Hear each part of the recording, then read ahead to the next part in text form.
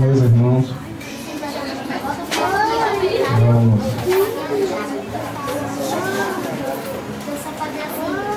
Passou ligeiro, não foi? Não, estou dizendo assim, a lição. Porque a gente já está na lição 10. Depois dessa só faltam 3.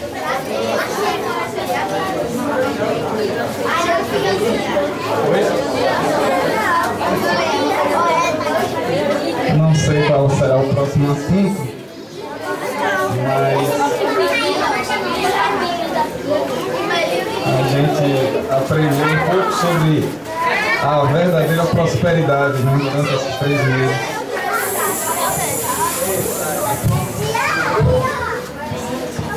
E hoje a gente vai, em alguns minutos aqui, os irmãos não se preocupem que criança é criança. Não tem jeito não, criança é criança. Quando elas se concentrar, porque elas estão no momento da inspiração. Aí daqui a uns 15, 20 minutos, aí elas vão se concentrar para começar a desenhar.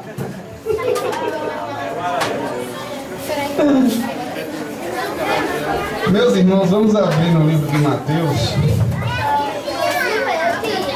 Mateus, capítulo 16. É um versículo chave. É um chave, assim, que a gente usa sempre quando fala de igreja.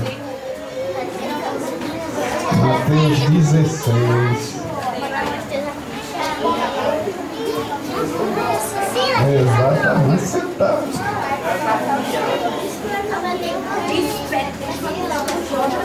Vamos ler a partir do versículo 17.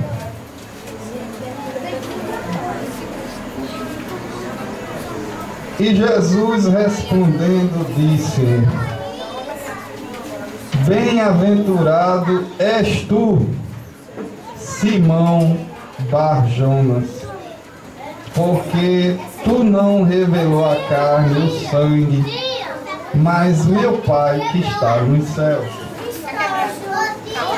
Pois também eu te digo que tu és Pedro, e sobre esta pedra edificarei a minha igreja,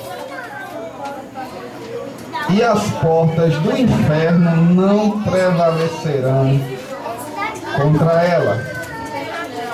E eu te darei as chaves do reino dos céus, e tudo que ligares na terra será ligado nos céus, e tudo que desligares na terra será desligado nos céus. Meus irmãos,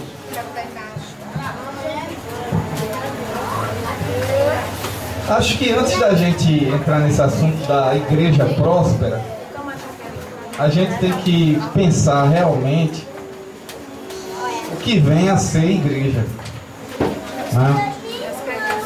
Porque muita gente não sabe ainda o que é igreja.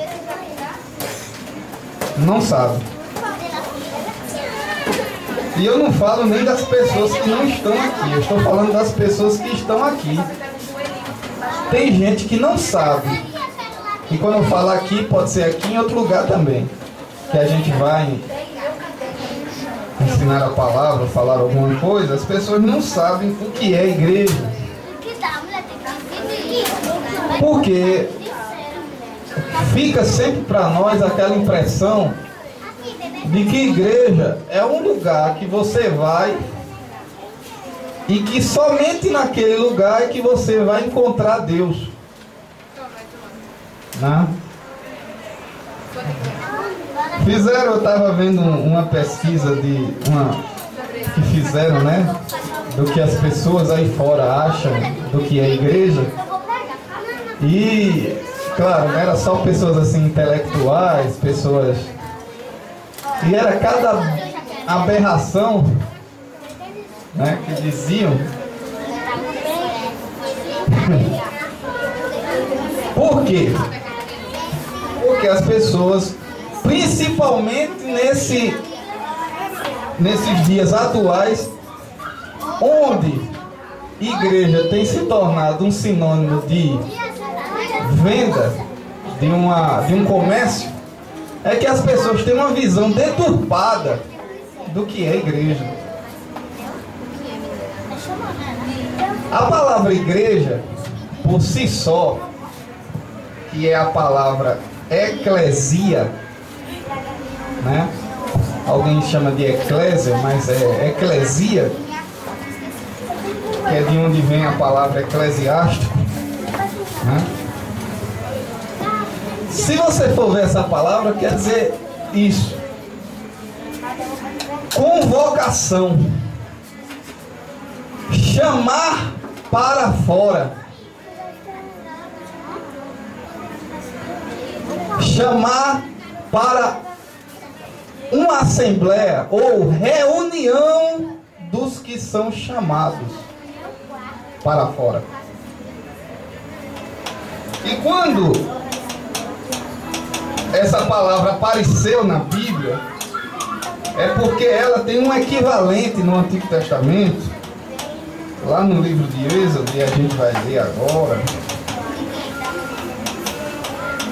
que ela é uma figura exatamente dessa passagem aqui, ó, no capítulo 5 do livro de Êxodo.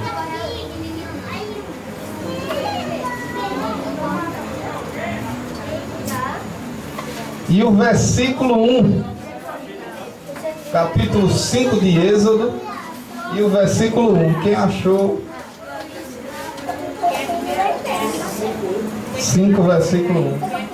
Depois foram Moisés e Arão e disseram ao faraó: assim diz o Senhor, Deus de Israel: deixa ir o meu povo para que me celebre uma festa no deserto. Então veja só, Moisés chegou para Faraó, que representava naquela época toda a força política, que representava o império das trevas, né? Que representava toda figura de poder, política, econômica, religiosa, o sistema mundano, né? Como nosso irmão Joinha falou, e disse: deixa aí o meu povo. Quer dizer, existia um povo que estava ali, mas que não era dali. Êxodo 19, versículo 4. Diz aí.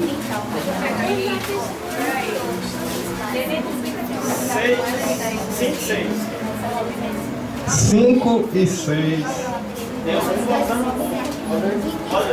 Agora, pois, se diligentemente ouvirdes a minha voz e guardardes o meu conselho, então sereis a minha propriedade peculiar entre todos os povos, porque toda a terra é minha. E vós me sereis reino sacerdotal e povo santo. Estas são as palavras que falarás aos filhos de Israel. Pronto. Então veja só, Moisés representava ali a figura de Cristo perante Faraó. Messias, né? Que também é uma representação muito forte, né? Porque foi tirado das águas. Então, o Messias que foi tirado das águas vai até Faraó e diz: deixa aí o meu povo. Ou seja, tem um povo aí que não é teu, Faraó. Tem um povo aí que não é teu, é meu. Imagina Jesus, que tem todo o poder, no céu e na terra, chegando para os donos do poder e dizendo: deixa aí o meu povo.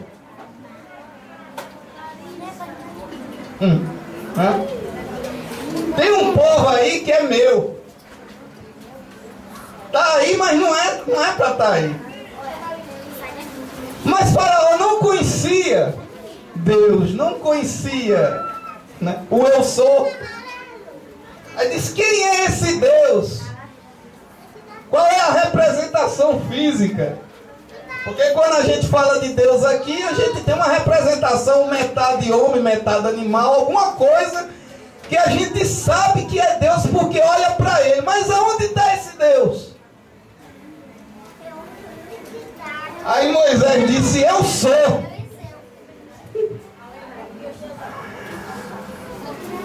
Eu sou. Ele só disse que é porque é. Se você quiser crer, ele é. Se não quiser crer, ele também vai continuar sendo. Agora você só vai ser alguma coisa se ele tiver em você. Glória a Jesus. E aí Deus disse: realmente ele não sabe quem sou eu, mas eu vou me revelar a ele da pior maneira possível. E aí foi o que vocês viram aí, a água se transformou em sangue. E até que o próprio filho mais velho do Faraó morreu. Foi quando o Faraó entendeu que aquele povo não era dele. Apesar de ter trabalhado tantos anos como escravo para ele, mas não era dele.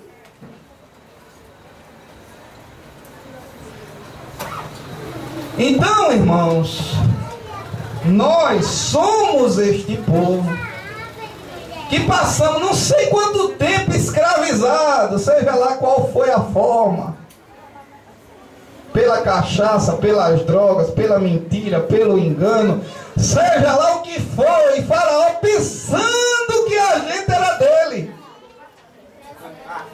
mas só na cabeça dele. E Jesus de lá de cima dizendo: aquele ali está no Egito, mas não é do Egito, é meu, é meu, glória ao nome de Jesus, é meu.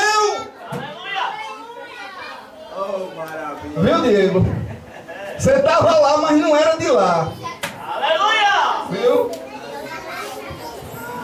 Agora você, eu vou dizer uma coisa. O irmão leu aqui que se você diligentemente, de boa vontade, sem forçação de barra, sem ninguém estar colocando uma faca no teu pescoço, porque lá fora, quando alguém quer forçar você fazer uma coisa que você não quer fazer, eles usam alguma coisa para te ameaçar, e você obedece por medo. Mas aqui é de boa vontade. Agora, se você de bom coração ouvir e começar a querer andar e andar, aí você vai ser peculiar, propriedade exclusiva dele. Sem pressão. Jesus não é como aqueles homens velho fracos que quando a mulher se separa dele, ele vai lá e dá um tiro. Nem é meu, nem é de mais ninguém. Não. É se você quiser. Quer ser meu filho? Eu sei que você é meu, mas quer ser meu? Você é meu, mas você só é meu também se você quiser ser meu. Não é obrigado, não. Quem quiser vira pode. Então, igreja é esse povo que foi chamado. Não é para dentro, não. É para fora. Porque dentro você já estava. Dentro do mundão você já estava. Dentro de tudo quanto não presta você já estava. Você foi chamado chamado para fora de tudo isso. E Moisés disse assim, ó, vai ser chamado para fora para celebrar uma festa no deserto. Aleluia! Está preparado para essa festa no deserto? Faltando tudo e você celebrando. Glória ao nome de Jesus! Aleluia! Oh, festa boa! Imagina aí, fazer uma festa onde tem mercearia, onde tem shopping center, onde tem feira livre, aonde tem tudo para você comprar, vender, trocar, alugar, comprar pirata se não tiver dinheiro para comprar original. Terceirão, tem tudo! É uma coisa.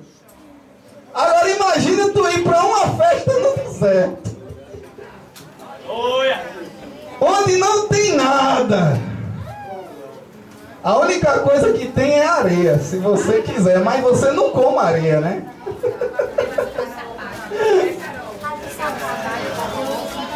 Porque quando você chegar no deserto, aí você vai viver de Deus, né? Diretamente dependente de Deus. Lá no deserto não adianta você ir lá plantar, porque não vai dar nada. Não vai dar. Não adianta plantar feijão que não dá. Nem arroz. Nem sombra. E tem mais um detalhe. Você está passando no deserto. Tá passando, é. Fora que tem todo tipo de inimigo no deserto, a malequita, tudo que não presta, gente beduíno, porque naqueles desertos tem aquele povo que vive roubando os outros, tem de tudo. Então você não foi chamado, Diego e todos que estamos aqui, a gente não foi chamado, não foi para ter sombra e água fresca, não. A guerra só começou. Aleluia! E antigamente, Diego, a gente brigava, era contra pessoas. Era diretamente contra pessoas. Fulano é do grupo tal, eu sou do grupo tal. Fulano é do grupo tal, eu sou do grupo tal. Fulano é contra mim, eu brigo contra ele. Agora, a gente vai brigar é contra forças espirituais do mal. É contra os chefões que arregimentam os grupos. São aqueles que nunca aparecem.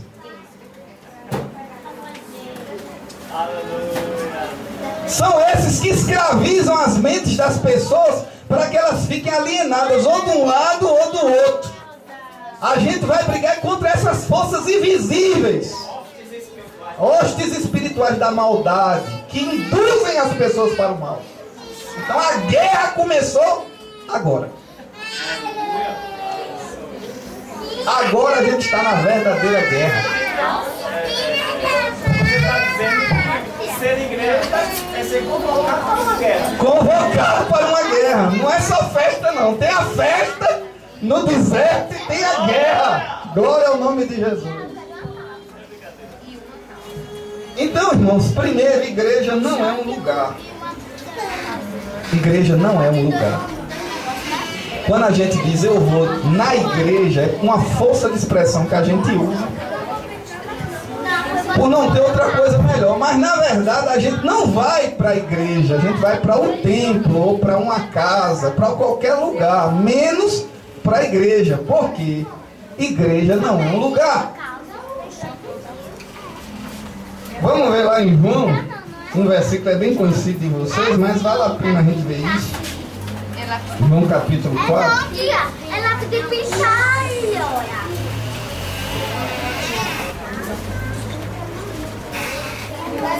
Igreja não é um lugar. João capítulo 4 e versículo 20 e o versículo 21. Pode ler, meu filho. Nossos pais adoraram no monte. E vós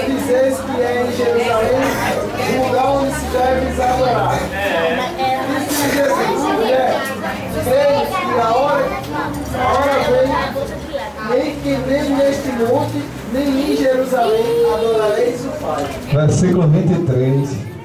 Mas a hora veio, e agora é, em que os verdadeiros adoradores adorarão o Pai em espírito e em verdade, porque o Pai procura a tais que assim o adorem. A mulher samaritana. Foi bem-vinda. Amém. Irmã Rita, é? Seja bem-vinda, irmã Rita. A mulher tinha aprendido desde criança a força da tradição que o Monte Gerizim era o lugar original da adoração, porque os pais dela, os antepassados dela, tinham adorado ali. E eles diziam, e ainda tinha mais a guerra, porque eles diziam que não era Jerusalém. Quando chegava em Jerusalém, a turma de Jerusalém dizia, não, é aqui, no templo, no outro monte, né? O Monte Moriá. Não, é no Monte Moriá. Mas quando chegava em Samaria, os de Samaria diziam, não, é no Monte Gerizim. E a mulher ainda estava naquela discussão de qual era o lugar verdadeiro da adoração. É o que hoje a gente as brigas, guerras, determinações, quem é o verdadeiro povo de Deus dessa guerra. Aí Jesus disse, olha, vai chegar um tempo, e agora já é, que nem em Jerusalém, nem em Gerizim. Porque Deus está dispensando os adoradores dos lugares. Adorador de lugar, Deus está dispensando, Deus não quer. Entendeu? Adorador de lugar. Não, eu adoro ali. É ali. Eu só sinto Deus ali. Aí quando sai daqui, Deus quer alguém que adore a Ele em todo lugar. E não só aqui. Lavando prato, lavando louça, esfregando a sujeira da casa, no trabalho, na escola, no presídio. Porque adorador de lugar já está cheio. Tem muita gente por aí. Mas Jesus disse, o templo de Jerusalém vai vir abaixo. Vai ficar pé sobre pedra. E Deus, quando uma coisa substitui ou tenta querer substituir o lugar de Deus no nosso coração, Deus destrói.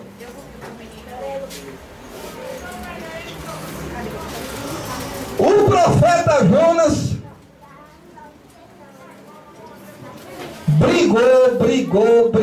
brigou com Deus para não ir a Nínive. Porque os ninivitas eram inimigos de sangue, carne e osso, alma deles, dos israelitas. E ele sabia que se anunciasse a mensagem de arrependimento para os ninivitas e por acaso os ninivitas se arrependessem, Deus, que é misericordioso, não ia destruir os ninivitas. E aí Jonas queria que os ninivitas fossem destruídos. Era o inimigo dele. Só que Deus deu uma lição a Jonas e fez com que crescesse uma boboreira fora da cidade. E a boboreira cresceu, fez sombra. E Jonas começou a ficar apaixonado pela boboreira. Mas numa noite, Deus mandou um soldado daquele, um recrutazinho do exército dele. Porque Deus tem um recruta, sabe? Deus tem um recruta, Joinha, chamado mosquito da dengue. De vez em quando ela aparece por aí. O homem que é tão forte, tão poderoso, aí ele só dá uma picadinha. Picadazinha. Acabou-se. Meu irmão do recruta mais fraco. E Deus mandou o recrutazinho. E comeu a boboreira. E quando foi no outro dia, quando o sol começou a esquentar, Jonas, cadê minha sombra?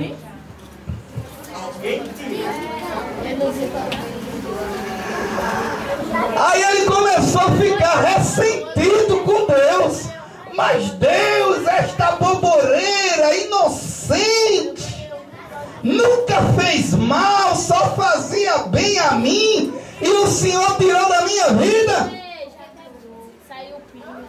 Aí meu filho não sabe fazer também. Vai tirar muito desse. Aí Deus chegou para ele e disse, engraçado, é razoável o teu ressentimento?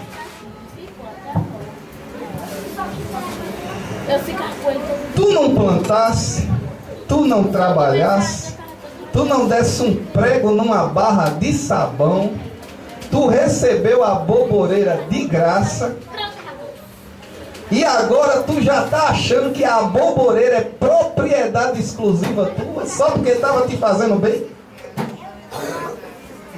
Eita glória! Tu estás tendo misericórdia de um vegetal. Não é porque tu está com pena dele, não. É porque ele está te fazendo sombra. Mas tu não tem misericórdia de não sei quantos mil homens e mulheres e crianças que não sabem distinguir da mão esquerda da mão direita, Jonas. Tu só tem misericórdia daquilo que te faz bem.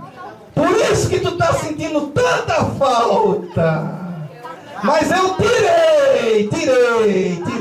Eu tiro e vou continuar tirando. Oh, maravilha! Aleluia! Foi isso que Deus fez com os judeus. Quando o templo substituiu o lugar de Deus no coração deles, aí Deus disse, eu vou tirar o templo. E aí eles foram, e não somente Deus tirou o templo, mas também Deus tirou a terra santa deles e os espalhou. Pode ler. Marcos 13:1, que diz assim: e saindo ele do templo, disse-lhe um dos seus discípulos, mestre, olha que pedras e que edifício.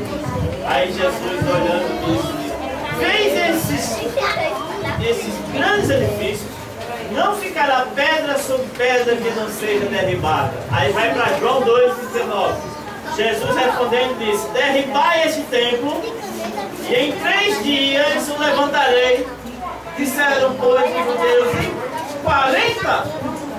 6 anos. 46 anos foi edificado esse templo, e tu levantarás em 3 dias. Mas ele falava do templo do seu corpo.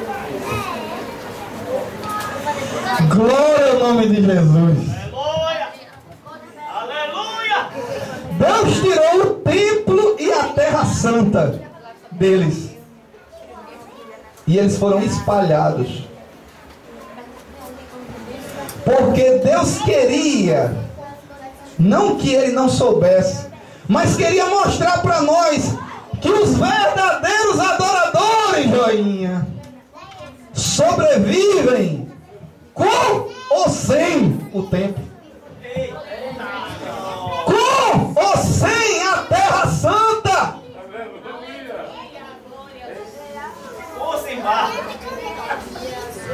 Os judeus perderam a terra, perderam o templo, mas os verdadeiros judeus não perderam a sua comunhão com o verdadeiro Deus. E aonde eles estavam, adoravam. Glória ao nome de Jesus. E é por isso que eles sempre foram e sempre serão motivo de ódio no mundo, porque eles mantêm as características próprias dos judeus.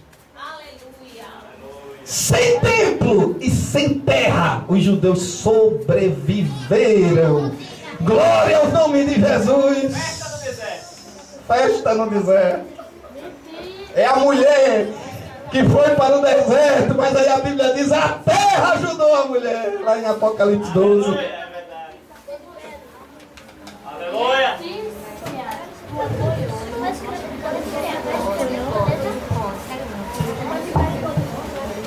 Eu não quero que essa liberdade religiosa, vamos dizer assim, seja tirada por causa das nossas crianças. Mas eu tenho muito medo dessa adoração a lugares, a placas,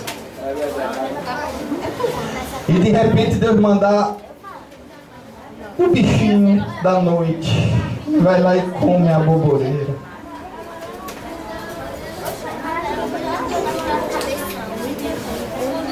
Eu temo, por um lado, que vem uma perseguição nesse país para tirar os crentes de debaixo da boboreira, de debaixo dos templos. Os crentes que andam com seus distintivos, Assembleia de Deus Futebol Clube, Batista Futebol Clube, Madureira Desportiva do Senhor. E a minha é melhor do que a tua, 1-0. E no reino do céu, quem foi que ganhou? Ninguém. Aleluia! Glória a Deus! Ninguém. Porque nós estamos apegados a lugares, a placas. E igreja não é isso. Oh, glória! Maravilha! Então, tem muita gente que está, muito profeta Jonas, que está com medo, arrepiado até os cabelos de onde não existe, para Deus não mandar o bichinho que coma a boboreira. Porque se Deus tirar a boboreira, ele cai na fé. Ele fica todo dodói com Jesus. Todo dodóizinho, dengoso. Aqui estão fazendo um pé de meia. Porque se a gente tirar a baboreira, ele não fez a meia. Porque no pé não tem mais nem o pé de abóbora, nada. Eles têm medo, sabe por quê? Porque eles não confiam no que Jesus falou. Jesus disse: eu edificarei a minha igreja. Eu não vim para cá para dizer a vocês que se pegassem com a placa do judaísmo e que o templo de Jerusalém é o único lugar que vocês têm que ir para se encontrar com Deus. Eu não vim para isso. Eu vim para tirar um povo de dentro de outro povo. Eu vim para fazer uma convocação, para chamar alguém que tenha coragem de fazer uma festa comigo no deserto. Aleluia! Quem tem coragem? Eles acham que a igreja só ficará de pé se o governo quiser. Se tivesse estrutura, se tiver dinheiro entrando, sem dinheiro a coisa não vai, sem liberdade religiosa a coisa não vai. Jesus disse: eu edificarei a minha igreja e nem as portas do inferno, imagina os poderes desse mundo, prevalecerão contra ela. É crer ou não crer, pegar ou largar, aleluia, se agarrar ou ir embora sem nada. Oh, maravilha! Aleluia! A igreja que mais cresce hoje, de verdade, é a igreja da China. E é a mais perseguida, porque ela se reúne como a igreja primitiva nas casas. E o governo faz e acontece, mas não consegue impedir. Glória ao nome de Jesus, porque aqui é como omelete. Quanto mais bate, mais cresce. Glória ao nome de Jesus. Agora, se der zona de conforto, aí fica assim, desse jeito, inchado, que nem um cururu. E o pessoal pensa que está crescendo. Não está não, está só inchado. É o fermento velho dos fariseus. Glória ao nome de Jesus. Mas o padeiro do céu que produz pão asmo, pão sem fermento, está chegando aí na tua padaria. Glória ao nome de Jesus. E ele vai jogar todo o fermento que tiver no depósito fora. E vai te ensinar a fazer pão sem fermento. E ainda vai multiplicar. Glória ao nome de Jesus. Para você aprender que o pouco, glória a Deus, com ele é muito. E o muito sem ele não é nada. Igreja não é lugar, não é placa. Eu vou terminar lendo para vocês isso aqui. Ó. Eu queria ler, fazer a comparação, mas não vai dar tempo. Eu vou só... Atos capítulo 18. Olha o que é a igreja. É por isso que não existe igreja certa, igreja errada. Só no caminho da religião que existe. Mas a de Jesus tem que dar certo, porque foi ele. Glória a Deus. Oh, maravilha! Não tem. Ele disse, eu destruo, com 3 dias está em pé de novo. O meu corpo, é o meu corpo, gente. A igreja é o meu corpo. É o nosso. Atos 23. E versículo... Deixa eu ver se é o 23 mesmo, gente. 22 e o versículo 4. Pode ler.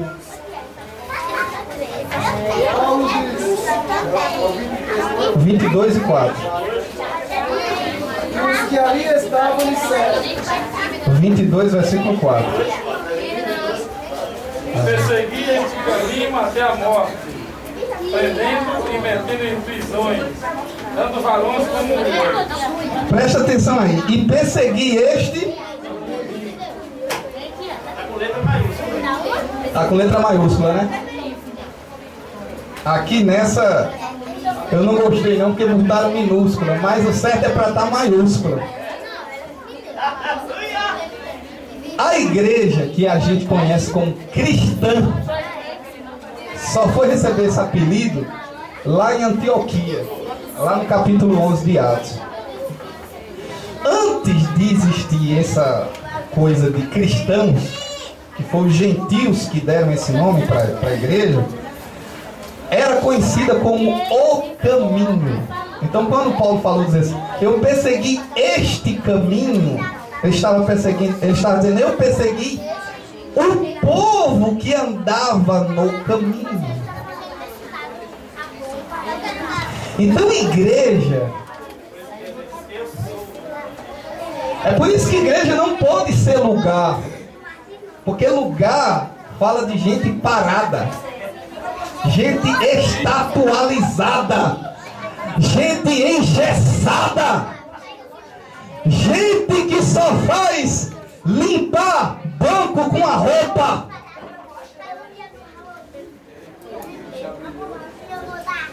Igreja é gente no caminho. Oh, maravilha! É gente se movimentando. É gente andando. É gente fazendo.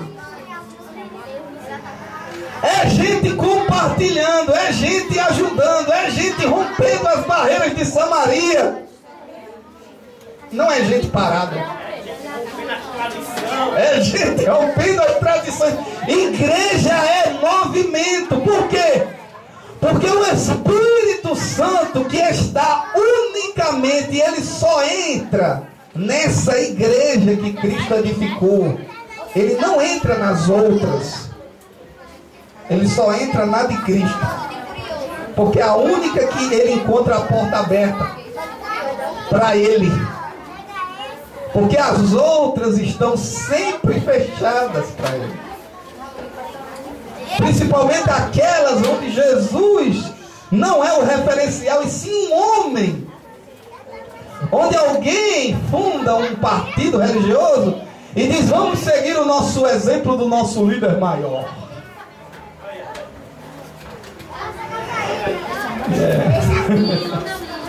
E aquela pessoa, se você liga a televisão, você vê que aquelas pessoas tudo falam igual, tem os mesmos trejeitos, e ninguém pode falar diferente, e tem que ser todo mundo parecido. Nessa igreja o Espírito Santo não entra. Tem que falar a mesma língua, porque o Espírito Santo é como o vento, e o vento sopra onde quer. Então não tem regras para o Espírito Santo, não. E para ele entrar nessa igreja, ele primeiro tem que obedecer o estatuto do grandão.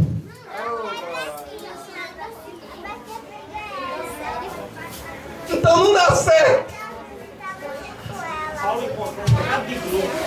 Eu sou de Paulo, eu sou de Apolo, todo mundo era de Cristo. Parece que o pior era o pior. Porque esses aí eram que não aceitavam nenhum tipo de né? Era a turma que de ensinamento, né? Esses aí eram os autodidatas. Então, irmãos, não tem como o Espírito Santo entrar nessa igreja. Essa igreja que é dominada por homens.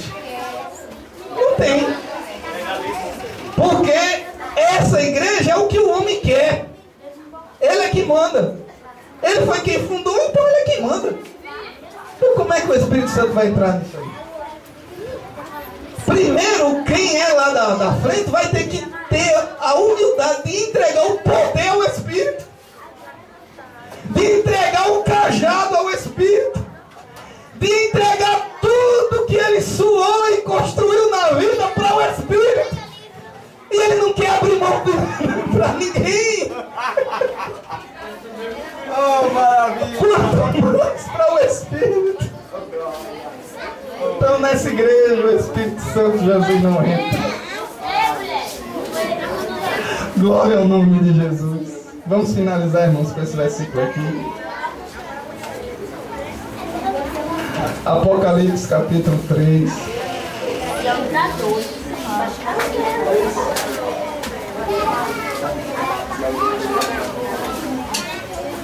Vamos ver essa igreja. Versículo 14.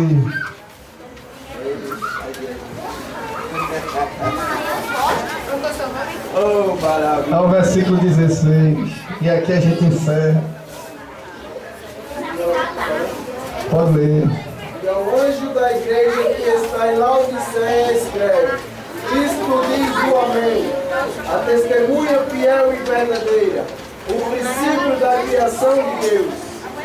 Eu sei as tuas obras, que nem és frio nem quente. Tomara que fora frio ou quente.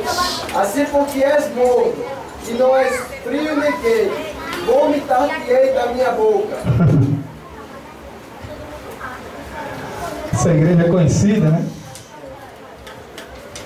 A palavra Laodiceia quer dizer direito do povo, estado laico, povo separado da religião. Resumindo, Laodiceia era uma cidade rica. Ficava no meio de 3 entroncamentos de estradas principais. E existia, além das riquezas que existia lá, a medicina fabricava um chamado pó frígio, que servia como colírio, né? E era muito conhecido isso aí. Mas só que Laodiceia tinha um calcanhar de Aquiles, uma fraqueza. Que próximo da cidade existiam umas fontes de água morna, que nem um viajante podia beber. E foi nisso aí que Jesus pegou a igreja de Laodiceia e mostrou para eles que eles eram aparentemente abastados, mas que na verdade eles não tinham nada. Aí foi quando ele disse: eu sei as tuas obras e que nem és frio e nem quente. Ou seja, vocês são como as águas mornas dos tanques, que não servem para nada, que não servem para beber. Se eu for na igreja de vocês e beber a água de vocês, eu vou vomitar. Inclusive vocês também. Porque vocês são indiferentes. Vocês nem são uma coisa e nem é outra. Vocês são como camaleão. Verde quando é para ser verde, azul quando é para ser azul, amarelo quando é para ser amarelo, roxo quando é para ser roxo. Conforme o ambiente, vocês se modificam. Era uma igreja que queria viver o evangelho, mas queria também viver na alta sociedade, como eram crentes ricos, abastados. Queriam estar nos passos, nas festas, ser aceito pela sociedade. E Jesus disse: vocês, por causa disso que vocês querem agradar a todos, vocês acabam desagradando a mim. Porque quem é da igreja não vai poder agradar a todo mundo. Fiquem certos disso. Quem é da igreja de Cristo não vai poder agradar a todo mundo. Ou desagrada um para agradar a Deus, ou não vai. Não adianta você querer ser morno, querer ser frio, querer ser quente, querer ser tudo ao mesmo tempo. Você vai chegar um momento na sua vida, quando você estiver na escola, quando você estiver em algum lugar, que você vai ter que decidir.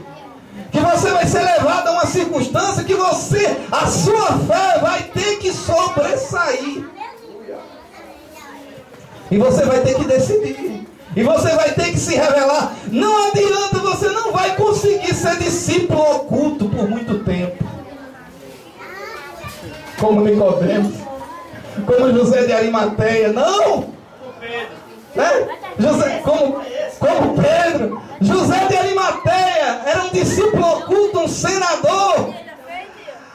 Mas quando Jesus morreu, e os romanos não costumavam tirar o corpo dos condenados no mesmo dia, pelo contrário, o corpo ficava lá para apodrecer e ser comido pelos urubus.